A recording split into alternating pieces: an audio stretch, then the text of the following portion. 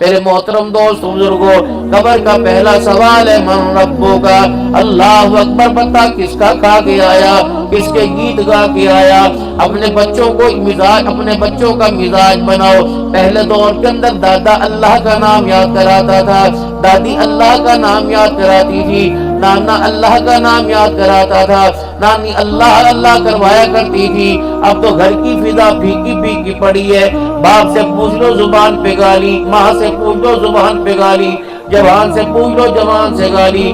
جسے پتہ ہی نہیں میں نے زندگی کے کس رخ کے اوپر جانا ہے، میرے عزیزوں، جسے قدم اٹھانے کا پتہ نہیں چلتا، اسے اللہ اور اس کے رسول کے پانے کا بھی وقت پتہ نہیں چلتا۔ آج ہماری حالت ایسی ہو رہی، انسان 4 چیزوں پہ محنت کر رہا ہے۔ مکان کے بنانے پر محنت ہو رہی، لباس کے سجانے پر محنت ہو رہی، شادی پر محنت ہو رہی، اور گاڑی کے بنانے پہ محنت۔ اس کے علاوہ نوجوانوں بتاؤ ہماری منشا کیا ہے؟ 4 منزلہ مکان بنے پڑے، گھر کی رونق ہی ختم ہوئی پڑی ہے۔ آج جس کسی سے پوچھ لو کہتا معاشرہ خراب ہو گیا۔ مجھے ایمانداری سے بتاؤ، ایک بندہ کہتا ہے میرے 4 بچے ہیں، 3 بیٹیاں 1 بیٹی، بتاؤ اپنے بچوں کا لباس اپنی مرضی سے لے کے آئے تھے کہ میری مرضی سے لے کے آئے تھے؟ بتاؤ ان کے کھانے کی چیزوں کا تعین میری مرضی سے کیا تھا کہ اپنی مرضی سے کیا تھا؟ تمہیں کس نے کہا تھا اپنے بچوں کو کباڑ کھلاؤ؟ تمہیں کس نے کہا تھا اپنے بچوں کو حرام کھلاؤ؟ کہ امت کا نوجوان کبوتر بازی کے پیچھے 10-10 ہزار روپے ہار رہا ہے، کوئی بہن کی چوڑیاں ہار رہا ہے، کوئی ماں کے کانٹے ہار رہا ہے۔ یہ تو تمہیں قبر کے اندر بہت بڑا بھوگت دینا پڑے گا۔ ابھی میرے عزیزو دنیا، میرے عزیزو جزا سزا کی جگہ کوئی نہیں۔ اللہ جل شانو بندے کا تماشا دیکھ رہا ہے۔ جب وہ تماشا کرے گا تو یوم یفر المرء من اخیہ وامہ وابیہ وصاحبتہ وبنی، کوئی کام نہیں آئے گا۔ بابو جی آج اپنے بچوں کو دیکھ کے تمہیں ترس کیوں نہیں آتا؟ اگر ترس نہیں آتا، اتنا سخت دل تمہارا کیوں ہو گیا؟ اتنا پتھر دل تمہارا کیوں ہو گیا؟ آپ نے اپنے بچوں کی غذا کا انتخاب کیوں نہ کیا؟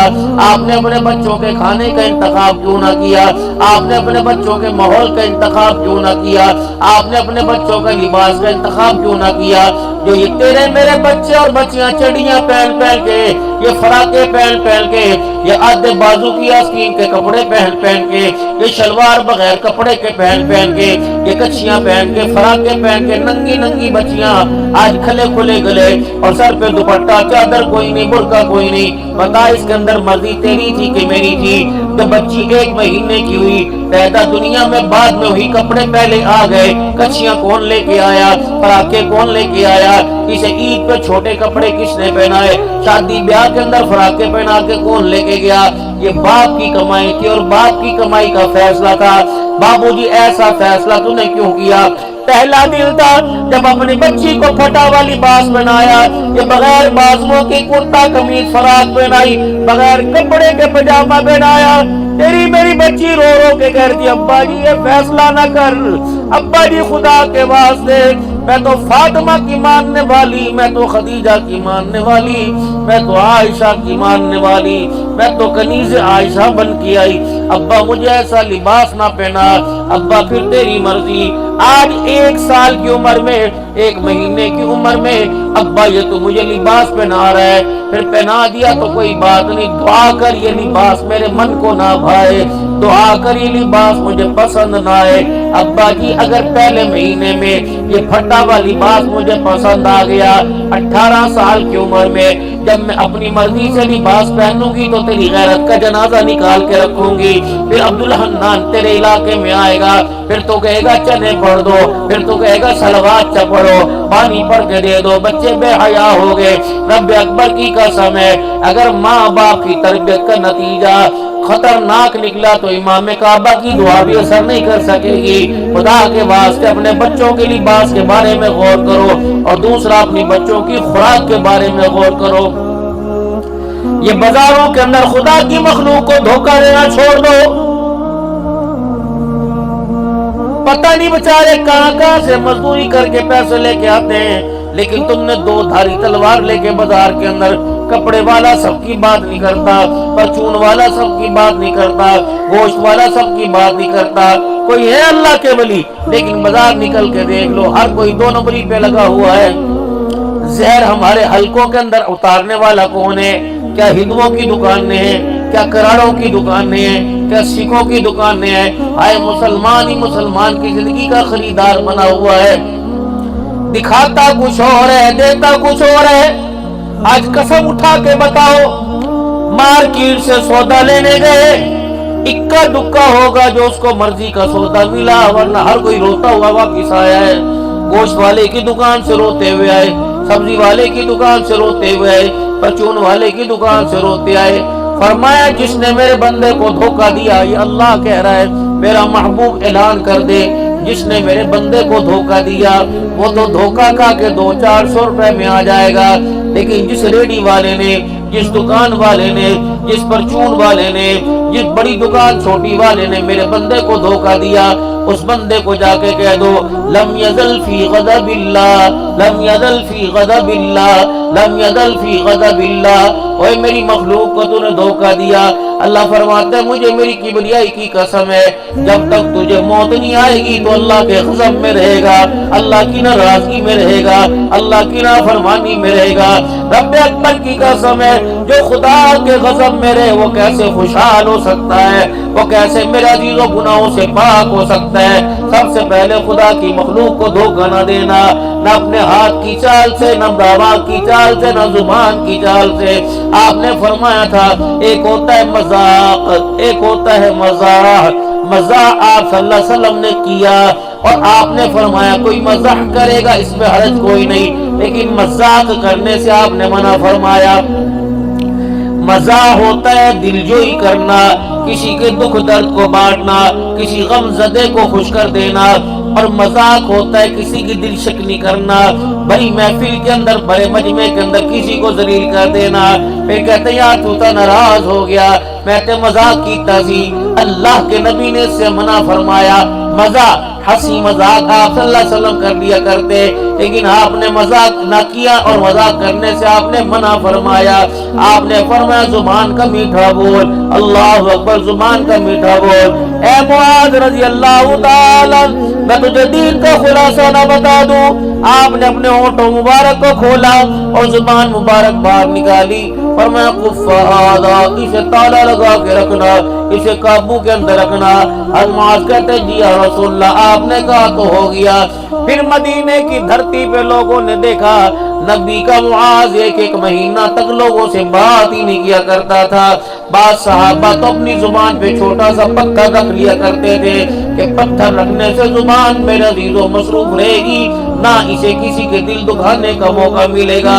فرمایا تھا مومن ایک جسم کی مانند ہے، اگر جسم کے حصے کو تکلیف ہوگی تو سارا وجود حرکت کے اندر آئے گا۔ میرے محترم دوستوں بزرگوں، ذرا اپنے ہاتھوں کی لکیروں کی طرف دیکھو، آج کتنے لوگوں کے درد بانٹے اور کتنے لوگوں کو درد دیا ہے۔ ان ہاتھوں کی وجہ سے کتنوں کو ہنسایا ہے، کتنوں کو رلایا ہے، ان ہاتھوں کی وجہ سے کتنوں کو گزارا ہے، کتنوں کو آباد کیا، لیکن یہ پیٹ کی آگ نہیں بھری، اسے تو جہنم کی آگ ہی بھرے گی۔ حل من مزید کے جب نعرے لگیں گے پیٹ کی آگ نہیں بھرتی۔ اللہ اکبر، کیا پتا کسی نے آج مدینے کی کھجوریں کھائی یا زمزم پیا ہے، اور کیا پتا کسی نے آج آگ کا انگارہ کھایا۔ یتیموں کا مال کھانے والا آگ کا انگارہ کھا رہا ہے، بیواؤں کا حق طلب کرنے والا، بیٹیوں کا حصہ کھانے والا۔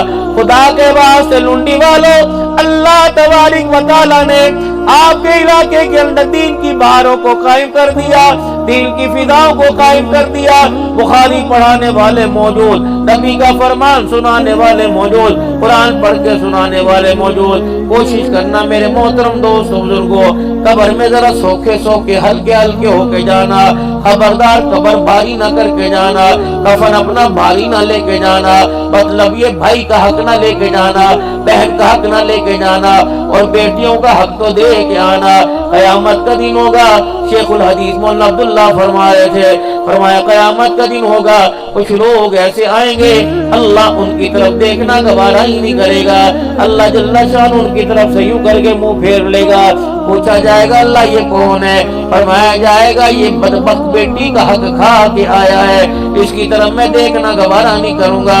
या अल्लाह खुलासी कैसे मिलेगी? अल्लाह जी से निजात कैसे मिलेगी? अल्लाह फरमाएंगे जिसको को मैदान माशर में बेटी का हक अदा कर दे मैं राजी हो जाऊंगा। अब बताओ बेटी का हक कहां से अदा करोगे?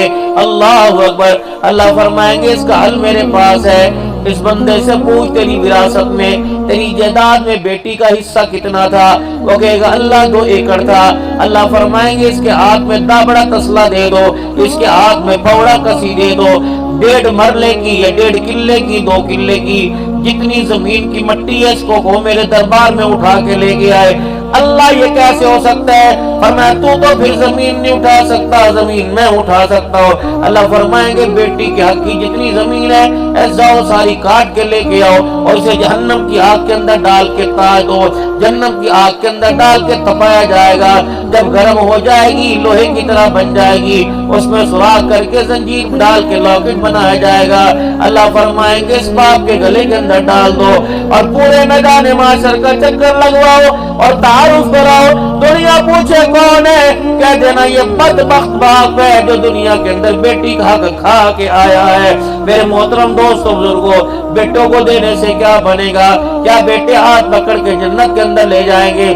जब अल्लाह ने खुद तकसीम कर दी कि बेटों का 2% बेटी का 1%, तो तुम बताओ बेटी का तुमने क्यों दबाया?